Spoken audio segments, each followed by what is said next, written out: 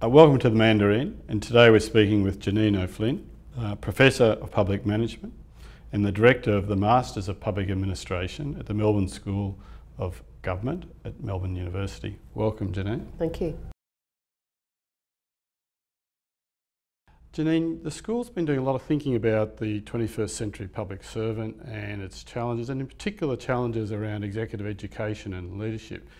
Could you explain to us what you've learned out of that and how that's been reflected into your program? Sure. A group of us here have been trying to define what will the 21st century public service look like, working with colleagues at the University of Birmingham and trying to map out what are the skills needed, what are the capabilities that we need in a workforce to confront the big challenges that we face, not only for those working in the public service, but for those who are working with government and across those public policy areas that we're trying to address these big problems that we confront as societies. And that's been inspiring us, I think, to look at our programs, both in our master's level but also in our executive programs, for what can we do to really make a difference in developing those leaders and managers for the 21st century. And you've articulated, I think, 5 broad challenges you see for those public servants and people within the government ecosystem. As you say, they're not just bureaucrats, they're people in the NGO space, people who are working with government in various ways. So if we just explore those 5 challenges. So I think the first challenge, as you put it, is the strategic challenge. Could you explain what you mean by that? Sure. For me, the strategic challenge is really, what is it that we want to do? What are the goals that we have? How do we articulate them? And what's the plan for trying to achieve them? In the government space, it's a bit different to what happens, of course, in the private sector. We operate in a political market, quite different to an economic market, although obviously there's overlaps. But how do people who are operating in that zone figure out what it is that the big outcomes are? What are the goals, and how do we try and put together some sort of plans, whether they're sort of well thought out or on the go emergent style strategies to try and confront those. And in our world, that opens up a great space to think about how do we think about strategy, how do we think about planning, what's the relationship between politics and those actors who are operating in that very complex sort of environment and ecosystem that tries to address those. And obviously we've been talking about strategy for many years. It's not particularly new. So what, if you're trying to perhaps sum a little bit, what do you think the change is in the environment that's driving this new sort of thinking? How would you put that down?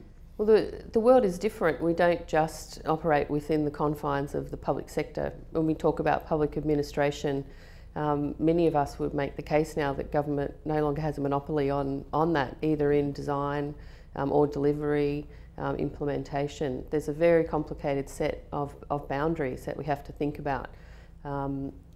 Different sectors work together to try and address some of these issues. We have a range of actors involved in public service delivery systems. We work across jurisdictions, in the Australian case across 3 levels of government, and often in some public policy areas internationally. And then we confront these other types of boundary challenges, we think about them as, which are around knowledge. How do we get different parts of that system to work together when we have different understandings of the way the world works? We might have been educated and trained in different ways. Put an economist and a psychologist and an anthropologist together and try and get them to agree on how human behaviour works, for example. How do we understand that complexity? How do we think about the bridges for crossing some of those boundaries and stitching together these solutions for pretty complex challenges that we face? And for us, that's a particular skill that modern managers and leaders need to have. How do they think about those boundaries? Sometimes you want to try and dissolve them. Sometimes they serve really important purposes. But at some point you have to span them. And there's this whole sense of developing what we would call boundary spanning skills, and the ability to do that in a way that will help you to reach the strategies and goals that you see. And the key point, if I'm simplifying it, is that's got far more challenging, more complex, perhaps more uncertain really than in previous generations. So the obvious global piece, there's the government's much more working in a much more cooperative environment. The models of contestability, etc., are forcing them to think about markets. Is that the sort of space we're talking about? Yeah, so an easy example I think to think about is, well, who is it that actually delivers what we call public services now? Everything from detention centres through to employment services, childcare, education, across the piece in terms of what citizens expect the state to deliver to them is no longer delivered by the state.